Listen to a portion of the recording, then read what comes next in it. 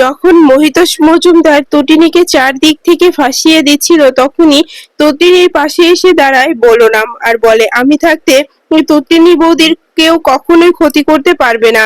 আমি বিশ্বাস করি যে তটিনী বৌদি কখনোই পরশুরামকে মারতে পারে না। কথাটা শুনে ভয় পেয়ে যায় মহিতোষ মজুমদার। হ্যাঁ বন্ধুরা, এমনটাই দেখা যাবে। বিস্তারিত জানতে সাবস্ক্রাইব করে দেখতে থাকুন। গল্পের শুরুতেই দেখা যায় যে যে বলরাম বলে ওঠে যে আমি বিশ্বাস করতে পারি না যে তটিনী বৌদি এরকম একটি কাজ করবে। তখনই বলরামের ফোন আসে আর বলা হয় যে আর একটা বডি পাওয়া গেছে।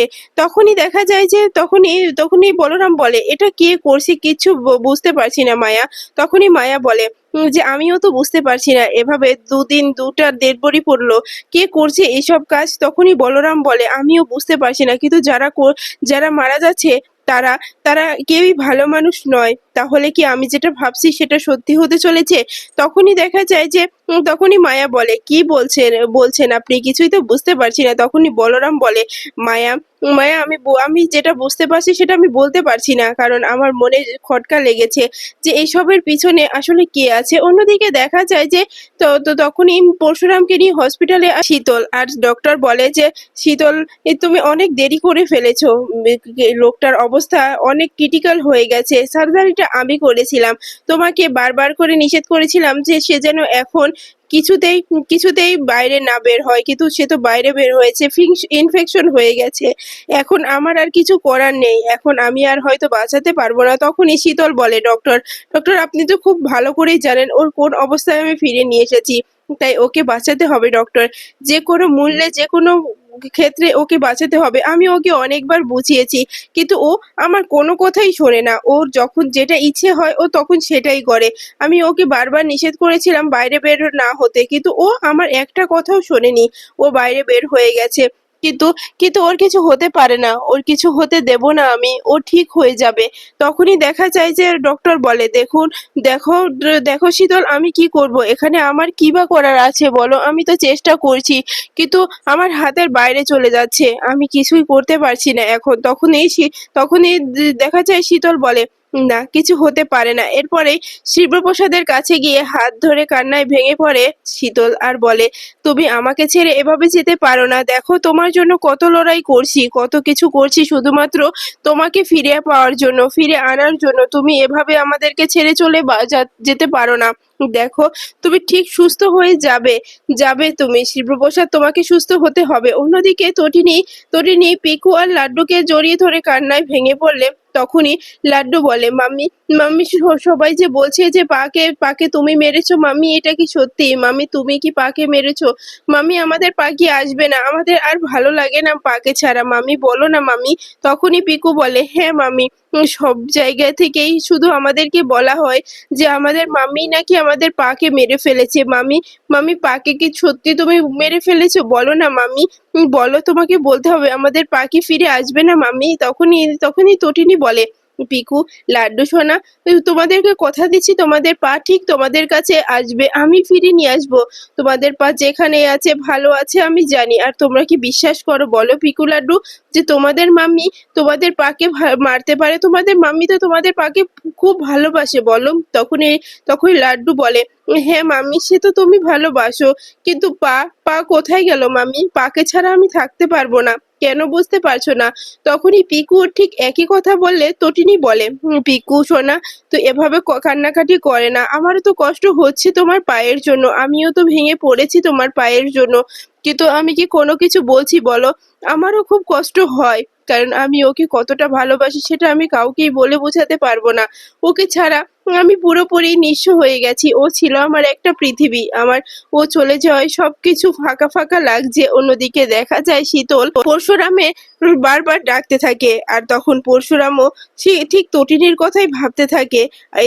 এদিকে তটিনী কান্নায় ভেঙে পড়লে তখন দেখা যায় পিকু বলে যে, মাম্মি মাম্মি আর কেঁদো না। তখনই সেখানে নন্দিনী চলে আসে আর বলে, এসব কি করছিস তুই? তুই এসব করিস না তটিনী, তো এসবের কি কি দরকার ছিল? তখনই তটিনী বলে, দিদি দিদি তুই এভাবে কেন কথা বলছিস? দিদি, তুই কি বিশ্বাস করিস যে আমি মেরেছি? আমি মারতে পারি না দিদি। দেখ দিদি, সত্যি বলছি আমি মারতে মারতে পারি না। তখনই দেখা যায় তখনই তখনই নন্দিনী বলে, দেখ বিশ্বাস অবিশ্বাসের প্রশ্ন এখানে উঠছে না। আমি তোর জন্য অনেক টাকা নিয়েছি, তাই আমি এই কেসটা হাতে নিয়েছি। দেখ আমাদের মধ্যে বোনের সম্পর্ক আর নেই, তাই এখন এসব কথা আর বলার কোনো মানে নেই। তখনই লাড্ডু বলে, মাসি মাসি তুমি কি সত্যি বলছো মাম্মি এই কাজটা করেছে? মাম্মি পাকে মেরে ফেলেছে? বলো না, বলো না মাসি, আমাদের পা কি আর ফিরে আসবে না? তখনই তটিনী বলে, দিদি এসব কথা বলিস না দিদি, বাচ্চাদের সামনে এই কথা বলিস না। তখনই নন্দিনী বলে, তুই অপরাধ করেছিস, তুই সাজা পাবি। তুই কি জানিস তোকে বাঁচানো কত বড় ক্রিটিক্যাল হয়ে যাবে আমার কাছে? আমি এই কেসটা হাতে নিয়েছি শুধুমাত্র টাকার জন্য, যে আমাকে অনেক টাকা দিয়েছে, তাই এই টাকার জন্য আমি তোর এই কেসটা হাতে নিয়েছি। আমি জানি না জিততে পারবো কিনা, কালকে তোকে আবার কোর্টে নিয়ে যেতে হবে। আর আজকে তোকে ডেকেছে ওই স্পেশাল বেঞ্চ থেকে, তোকে ওখানে জিজ্ঞাসাবাদের জন্য নিয়ে যাওয়া হবে। তুই রেডি হয়ে নে তটিনী। তখনই তটিনী বলে, ওরা আবার আমাকে ডাকছে কেন? আমি তো ওদেরকে বলে দিয়েছি যে আমি গুলিটা করিনি। তখনই নন্দিনী বলে, তোর এই মুখের কথায় কেউ বিশ্বাস করবে না তটিনী। দেখ এইসব ছেড়ে দে, এখন যেটা বলছি সেটা কর, কারণ যা চলে যাওয়া তা গেছে, তুই এইসব কিছু ছেড়ে দে। তখনই দীপালি এসে বলে, নন্দিনী কি কথা বলছো তুমি? এরকম বলো না নন্দিনী, তটিনী তো তোমার নিজের বোন, তাহলে তুমি কি করে এরকম করে কথা বলছো বলো? তখনই নন্দিনী বলে, আমি এসব কথা শুনতে চাই না। আমার বোন বলে কোনো বস্তু নেই, আমি বোন মানি না। আমাদের বোনের সম্পর্ক মিটে গেছে আরো অনেক বছর আগে, তাই এখন এই সম্পর্কটাকে আর টেনো না মা। আর আর এই সম্পর্কটা বলার কোনো মানে হয় না। তখনই দেখা যায় দীপালি বলে যে, নন্দিনী একটু বোঝার চেষ্টা কর নন্দিনী, তুই ওর পাশে দাঁড়িয়েছিস। তখনই নন্দিনী বলে, আমি ওর পাশে দাঁড়িয়েছি শুধুমাত্র টাকার জন্য, কারণ কারণ কর্ণ চ্যাটার্জি আমাকে অনেক অনেক মোটা অঙ্কের টাকা দিয়েছে, তাই আমি এই কেসটাকে হাতে নিয়েছি। একটা কথা বলছি, তুমি আমার দিকে আঙুল তুলবে না মা, তাহলে তার সঙ্গে দুইটা আঙুল তোমার দিকে উঠবে, কারণ তুমি তোমার মেয়েকে সঠিকভাবে মানুষ করতে পারোনি, তাই তোমার মেয়ে আজকে এতটা বিগড়ে গেছে।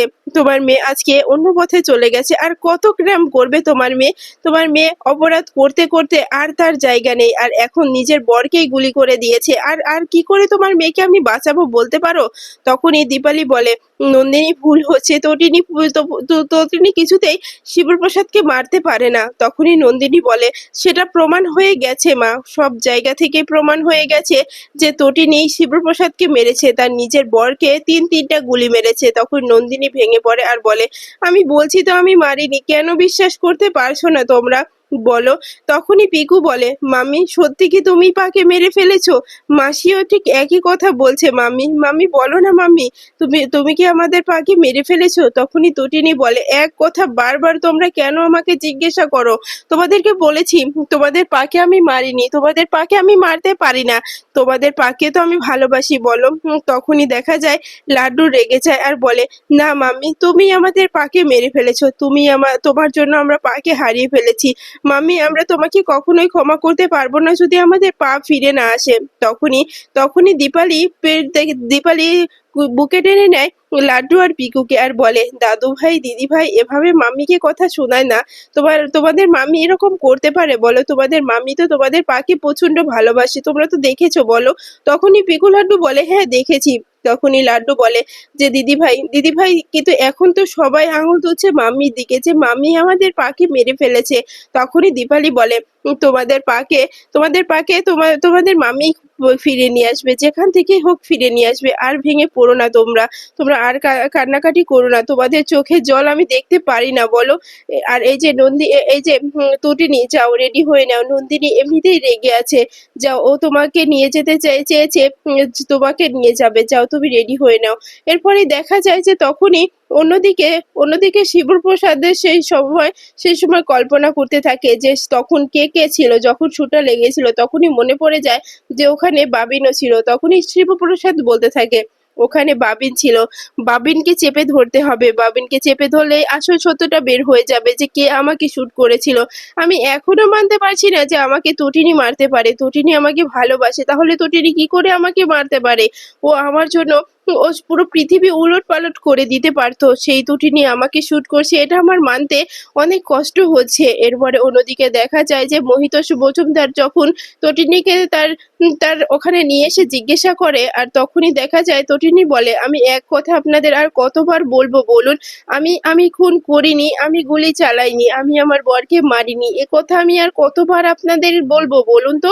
তখনই দেখা যায় যে সৌরভ বলে, আর মিথ্যেটা বলে কোনো লাভ হবে না তটিনী, আপনি ধরা পড়ে গেছেন, আপনার এই কেসটা আমি নিয়েছি, আমি আপনার কেসে লড়ছি, তাই আমি তো সত্যটা বের করেই ছাড়বো, তাই বলছি স্বীকার করুন। তখনই নন্দিনী বলে যে এই যে আপনারা কিন্তু ওকে ওকে ওকে আরো অসুস্থ বানিয়ে দিচ্ছেন, আপনারা কিন্তু ওর ওর সঙ্গে অনেক বড় অন্যায় করছেন, ওকে টর্চার করছেন। তখনই সৌরভ বলে, দেখুন ম্যাডাম, আপনি ওর লয়ার সেটা আমি মানছি, তাই বলে আমাদের কাছে বাধা দিতে পারেন না, আমরা আমাদের মতো করে কাজটা চালাচ্ছি, কারণ আমাদের আমাদের একই সঙ্গে একই কলিগকে মেরে ফেলেছে, তাই ওনাকে তো শাস্তি পেতেই হবে। তখনই দেখা যায় যে বলরাম বলে ওঠে, সৌরভ এবার কিন্তু তুমি বাড়াবাড়ি করছো, এই বাড়াবাড়িটা কিন্তু আমি মেনে নেব না। তখনই সৌরভ বলে, আমি কোনো বাড়াবাড়ি করছি না, যেটা সত্যি সেটাই বলছি, এই তটিনী গাঙ্গুলি আমাদের বন্ধুকে মেরে ফেলেছে, সেটা কি তুমি ভুলে গেছো বলরাম? তোমার তো সব থেকে কাছের বন্ধু ছিল পরশুরাম, তাকে মেরে ফেলেছে, তুমি তারপরও এই তটিনীর দিকে হচ্ছ। তখনই বলরাম বলে, হ্যাঁ আমি তটিনীর দিকে হচ্ছি।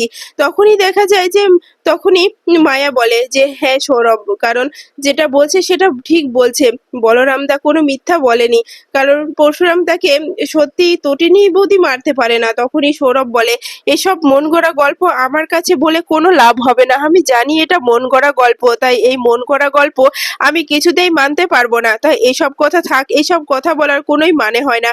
তখনই দেখা যায় যে তখনই মহিতোষ মজুমদার বলে ওঠে, অনেক হয়ে গেছে, এই এই ঝগড়াঝাটি আর ভালো লাগে না, এই যে বলরাম তুমি এখন এখান থেকে যাও, এই কেসটা তো আমি তোমার হাতে দিইনি, এই কেসটা দিয়েছি আমি সৌরভের হাতে, তাই তোমাকে এখানে জিজ্ঞাসা করার জন্য আমি রাখিনি, তুমি এখান থেকে চলে যাও। তখনই দেখা যায় যে বলরাম বলে যে বস, আপনি আমাদেরকে বের করে দিতেই পারেন, আপনার এখানে ক্ষমতা আছে আমাদের বের করে দেওয়ার, কিন্তু আমি আপনাকে বলছি আমি তটিনী বৌদিকে বিশ্বাস করি। যদি পুরো পৃথিবীও বলে ওঠে যে তটিনী বৌদি পরশুরাম ওরফে ওরফে শিবপ্রসাদ গাঙ্গুলিকে শুট করেছে, সেটা আমি বলরাম বিশ্বাস করব না, কারণ বলরাম আমি বলরাম আমার বন্ধু, সে হলো হলো ওই পরশুরাম, কিন্তু তবুও আমি বিশ্বাস করব না, কারণ আমি এটা মানতে পারি না, কারণ তটিনী বৌদি প্রচন্ড ভালোবাসে পরশুরামকে, এটা কিছুতেই হতে পারে না। তখনই সৌরভ বলে, হয় হয় সবই হয়, এই তটিনীর মতো মেয়েরা সবকিছু করতে পারে। তখনই বলরাম বলে, মুখ সামলে কথা বলো সৌরভ, তুমি কিন্তু এবার অন্যায় করছো, তুমি কিন্তু অপমান করছো, একটা কথা বলছি যে কিছু মনে করো না, হ্যাঁ এখানে সবার সামনেই বলতে হচ্ছে, তটিনী যে যে বন্দুক থেকে গুলিটা চালিয়েছিল, সেই যে গুলিটা যে পরশুরামের শরীরে লেগেছিল, সেই বন্দুকটা তো এখানে আছে, সেটা সেটা থেকে কিন্তু এখনো প্রমাণিত হয়নি যে ওই বন্দুকটাই তটিনীর হাতে ছিল, আর ওই বন্দুক থেকেই গুলিটা চলেছিল, আর সেই গুলিটা পরশুরামের শরীরে লেগেছিল, তাই অযথায় কাউকে দোষারোপ করা যাবে না। তখনই দেখা যায় নন্দিনী চমকে ওঠে আর মনে মনে বলে, একদম বলরাম তো সত্য কথা বলেছে, আমি তো এদিকে ভেবে দেখিনি, এদিকে ভয় পেয়ে যায় সৌরভ আর মহিতোষ মজুমদার। তখনই সৌরভ বলে, এটা কি করছে, এত এত এত কষ্ট করে খেলাটাকে এত দূর অব্দি এনেছি, এই বলরাম কি সবকিছু ঘাটিয়ে দেবে? আমি সেটা কিছুতেই হতে দিতে পারবো না, আমি এই বলরামকে চুপ করাতেই হবে। এরপরে বলরাম বলে যে বস, আপনারা সবাই যদি যদি তটিনীর বিরুদ্ধে চলে যান, কিন্তু আমি তটিনীর বিরুদ্ধে যেতে পারবো না, কারণ আমি পরশুরাম দাকে কথা দিয়েছিলাম যে বৌদির পাশে সবসময় আমি ছায়ার মতো থাকবো। আর এই যে বলছি যে বৌদির পাশে যদি কেউ না থাকে আমি থাকবো, আমি বৌদির হয়ে লড়াই করব, আমি বৌদির জন্য সাক্ষী দেব যে এই গুলিটা বৌদি করেনি, বৌদিকে ফাঁসানো হচ্ছে, তারপরে দেখি কি করে তটিনী বৌদিকে সাজা পাওয়ার ব্যবস্থা করে দিন। কিছুতেই সেটা সম্ভব হবে না, আমি করতে দেব না, আমি জানি তটিনী বৌদি কোনো অন্যায় করেনি, সে ঠিক ছাড়া পেয়ে যাবে। তখনই দেখা যায় কথাটা শুনে নন্দিও একটু আস্থা পায়। এদিকে তটিনীও মনে মনে বলে, তাহলে একজন তো আমাকে বিশ্বাস করেছে, সত্যি তো আমি মারিনি আমার বরকে, এ কথাটা আমি কাউকে বিশ্বাস করাতে পারছি না। তখনই দেখা যায় নন্দিনী বলে, আচ্ছা সৌরভ, তাহলে আমাকে সেই বন্দুকটা দেখান, আমি বন্দুকটা দেখতে চাই। তখনই দেখা যায় তটিনীও ঠিক একই কথা বলে যে আমাকে বন্দুকটা মুখটা দেখান স্যার।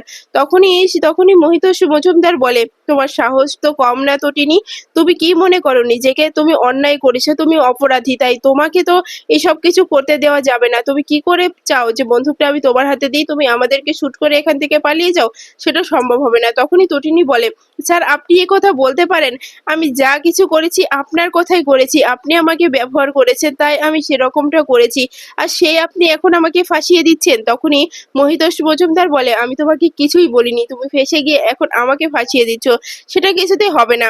তুমি কি ভেবেছো এভাবে সবকিছু শেষ করে দেয়া যায় না তটিনী? তখনই তটিনী বলে, স্যার আপনি কিন্তু আমাকে সত্যি এরকমটাই করতে বলেছিলেন। আপনি বলেছিলেন যে আমার বরের বিপদ, তাই আমি ওখানে গিয়েছিলাম। তখনই দেখা যায় যে মহিতোষ মজুমদার বলে, তাই তাই আমি তোমাকে এ কথা কখন বলেছি? কোনো প্রমাণ আছে? তখনই তটিনী বলে, না, কোনো প্রমাণ নেই। সেই ফোনটাও আমার হারিয়ে গেছে, তাই আমি সেটা বলতে পারবো না। তখনই সৌরভ বলে, এই যে তটিনী গাঙ্গুলি, আমি আপনাকে বলছি আপনি ছাড়া পাবেন না, আপনি বাঁচতে পারবেন না। আমি সৌরভ থাকতে আপনি দেখি নির্দোষ প্রমাণিত হন কি করে, কারণ আমি আপনাকে ছাড়বো না। তখনই নন্দিনী বলে, এই যে সৌরভ, আপনি কিন্তু অন্যায় করছেন। আপনি আমার ক্লায়েন্টের সঙ্গে এরকম ব্যবহার করতে পারেন না। আপনি ওকে হুমকি দিচ্ছেন। কেন হুমকি দিচ্ছেন? তখনই সৌরভ বলে, দেখুন ম্যাডাম, আমি ওকে হুমকি দিচ্ছি না, সত্যটা স্বীকার করে নিলেই ভালো হবে, তাহলে অন্তত সাজাটা কম হবে, না হলে কিন্তু উনি অনেক বিপদে পড়ে যাবে। তখনই দেখা যায় যে তটিনী বলে, আমি যে অন্যায় করিনি সেটা আমি কি করে স্বীকার করব? আমি স্বীকার করব না যে আমি মেরেছি, কারণ আমি আমার বরকে মারিনি। আমার বরকে আমি ভালোবাসি, খুব ভালোবাসি আমার বরকে।